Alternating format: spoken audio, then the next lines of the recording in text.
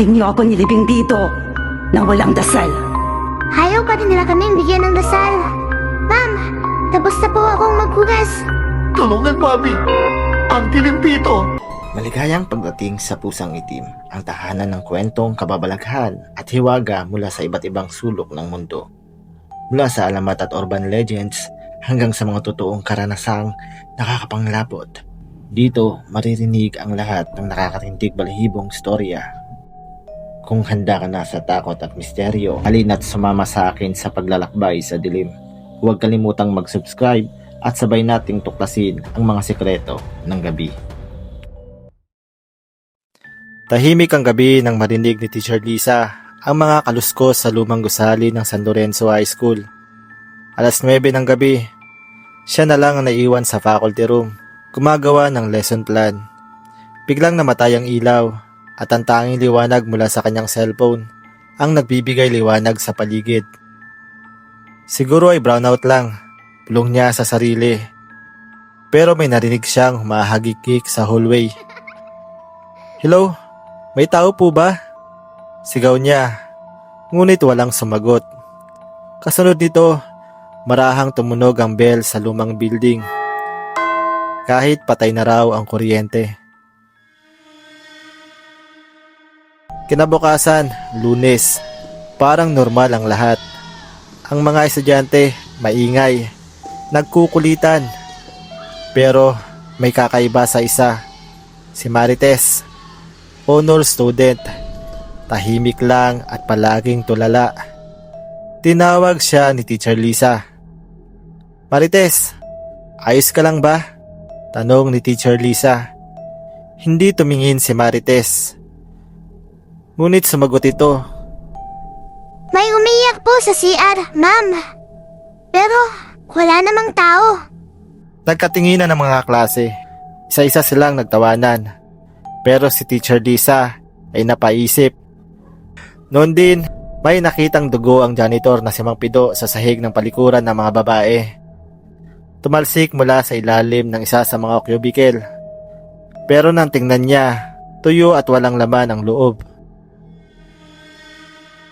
Tanghali, mainit. Nasa klase ang grade 10. Habang nagtuturo si Teacher Lisa ng Filipino, biglang tumayo si Marites. Nagsimulang manginig. Tumaas ang kanyang ulo at mula sa kanyang bibig ay lumabas ang tinig ng isang matandang babae. Bakit niyo ako nilibing dito nang walang dasal? Nagsigawan ng mga estudyante. Ang ilan, tumakbo palabas. Ang iba naman, napaiyak sa takot. Si Marites ay bumagsak sa sahig. Nangingisay. Tinawag agad ng prinsipal ang pare. Si Father Ramon ang dating estudyante ng paaralan. Habang dinadasalan si Marites, lalong lumakas ang sigaw. Nagputukan ang mga bombilya. Ang mga upuan ay gumalaw mag-isa. Hindi lang ako, madami kami rito. Sabi ng tinig na hindi kayang manggaling sa bibig ng isang dalagita. Lumabas sa investigasyon ni Father Ramon at ng ilang guro noong dekada 40. Bago pa naging paaralan ng San Lorenzo High School, isa itong evacuation site noong digmaan. Maraming namatay rito sa pambubomba, kabilang ang mga batang tinamaan ng shrapnel, habang nagtatago sa basement. Na ngayon ay ginawang storage room ng eskwelahan. Ang mga guro ay nagpasya na ipasara muna ang lumang building. Pero sa gabi, naririnig pa rin ang mga gwardya ang mga batang tumatakbo sa pasilyo, humahagikik, at may batang umiiyak sa CR. Buwan ng Oktubre, bago ang sem break, nagdesisyon ng student council na mag-Halloween booth sa gym. Isa sa mga estudyante, si Paulo, na nagbiro, gamitin kaya natin ang lumang building para mas nakakatakot. Kinagabihan, habang nag-aayos sila ng mga props, biglang nagsara ang pinto. Nawalan ng signal ang mga cellphone. Nagsimula silang makarinig ng mga bata sa itaas. Pero ang classroom ay sarado. "Guys, may naglalaro ba sa second floor?" Tanong ni Paulo. "Wala. Lahat tayo ay nandito, di ba?" Tanong ni Tin. Paglingon nila, may batang nakatayo sa dulo ng hallway. Tuguan ang uniforme, walang muka. Isa-isa silang napahiga sa sahig, nanginginig. Isa sa kanila si Tin. Sinapian din ang nagsasalita sa boses ng bata. Ayaw pa din nila kaming bigyan ng dasal. Kinabukasan, dinala ni Father Ramon ang buong klase sa lumang building para magmisa. Habang nagro-rosaryo, unti-unting naglaho ang amoy ng bulok at dugo. Sa huling dasal, bumukas mag-isa ang pinto ng basement. Doon, nakita nila ang lumang mass grave, mga buto ng bata at babae. Pinagdasal silang lahat. Patapos noon, tumahimik ang paaralan. Pero minsan, kapag gabi, at dumadaan si Teacher Lisa, nakikita pa rin nila ang anino ng isang batang babae na nakasilip sa bintana ng lumang gusali. Nakangiti, parang nagpapasalamat. Salamat, Ma'am. Mahina pero malinaw, at may malamig na hangin na dumampi sa kanyang batok.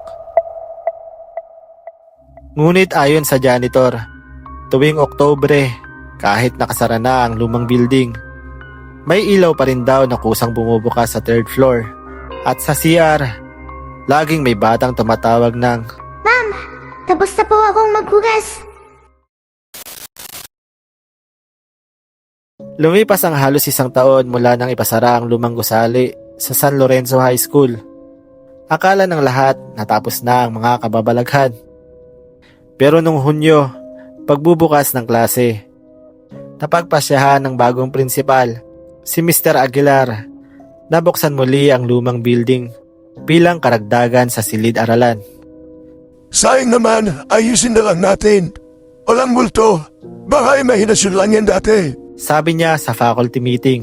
Noon nga inayos sa mga kable ng kuryente, pinalinis ang basement, at muling ginamit ng grade 11 students. Sa unang linggo pa lang ng klase, may naririnig na agad si Ella, isang transferee, habang nagwawalis sila sa dulo ng koridor. May narinig siyang mahina, ngunit malinaw. Tulungan, Mami. Ang tilimpito. Lumingon siya pero walang tao. Pag-uwi niya, dinala niya ang kwento sa mga kaklase. Sina Joanna, Lem at Patrick. Baka nagluluko lang yung speaker sa classroom, sabi ni Joanna. Walang speaker sa koridor, sabi ni Ella. Huwag mong sabihin na isa ka na rin sa sinapian, gaya dati, sabay tawa ni Patrick. Ngunit kinabukasan, hindi na muling tumawa pa si Patrick. Dahil sa malikot na pag-iisip nila Patrick at Lem, isang gabi nagpaiwan sila sa school para magtago sa janitor closet at makapasok sa basement. Nang bumaba sila, namoy nila agad ang halimbuyak ng bulok na kahoy at kalawang. Sa sulok, may mga kandilang napundi. Parang may nagritual dati. Habang naglilibot, napansin ni Lem na parang may humihinga sa likod nila. Paglingon niya, wala naman. Pero si Patrick, biglang nanigas. Tinitigan lang niya ang dingding. Sabay bulong. Andito pa sila. Galit sila sa pare. Kinabukasan, hindi pumasok si Patrick. Nang puntahan siya ng kanyang guro sa bahay, nilalagnat ito, nanginginig, at paulit-ulit na sinasabi, bukas, gagamitin nila ang katawan ko. Pagbalik ni Patrick makalipas ang 3 araw, parang iba na siya, tahimik, maputla, at tuwing dadaan sa lumang hallway, ngumingiti siyang mag-isa. Minsan, nahuli siya ni Teacher Lisa, na ngayon ay isang guidance counselor na nagsusulat sa pader ng mga salitang Latin gamit ang marker. Patrick, anong ginagawa mo? Tanong ni Teacher Lisa. Sabi nila, gusto raw nilang makauwi, sabi ni Patrick. Sino? Tanong ni Teacher Lisa. Umiti si Patrick. Yung mga bata sa ilalim ng lupa. Kinabukasan, bumalik ang dating tunog ng bell. kahit walang kuryente. At nang muling magmisa si Father Ramon, pumutok ang isa sa mga bumbilya mula sa kisame. May dugo na tumulo. Hapon ng Biyernes, biglang nagsigawan ng mga estudyante sa ikatlong palapag.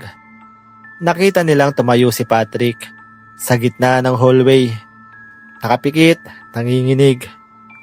Kasunod nun, isa-isa ring nagsigawan ng 3 babaeng estudyante.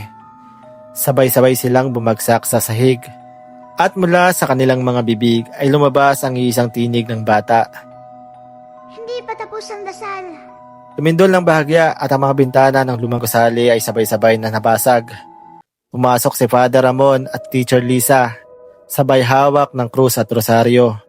Habang dinadasalan, sumigaw si Patrick. Pero ibang boses, parang isang matandang lalaki. Hindi ako bata. Ako ang guro nila. Pinatay kami lahat dito. Lalong lumakas ang hangin. Ang mga upuan ay nagliparan. Hanggang sa tuluyang bumagsak ang kisame sa gilid ng hallway. At natagpuan, may lumang picture frame sa ilalim ng durog na sahig. Larawan ng dating guro noong 1941, si Mr. De La Cruz, kasama ang mga batang estudyante. Ang mukha ng lalaking guro na sumanib kay Patrick. Matapos ang matinding eksorsismo, tumigil din ang kaguluhan. Si Patrick ay nakaligtas. Pero dinala siya sa probinsya para ipatingin sa albularyo. Sinulyahan na ulit ang lumang building. Sa pagkakataong ito ay permanente na. Pero may naiwan pa rin tanong si Teacher Lisa. Kung namayapa na sila, bakit may bagong pangalan sa attendance sheet ng grade 11? Isang estudyante na hindi kilala ng kahit sino. Ang pangalan ay si De La Cruz Jr. Ngunit ayon sa security guard, tuwing alas 3 ng madaling araw, nakikita pa rin daw ang isang lalaking nakabarong sa labas ng lumang gusali. Nag-iikot at nag-a-attendance check. Habang hawak ang lumang class record na puno ng pangalan ng mga batang matagal nang namayapa.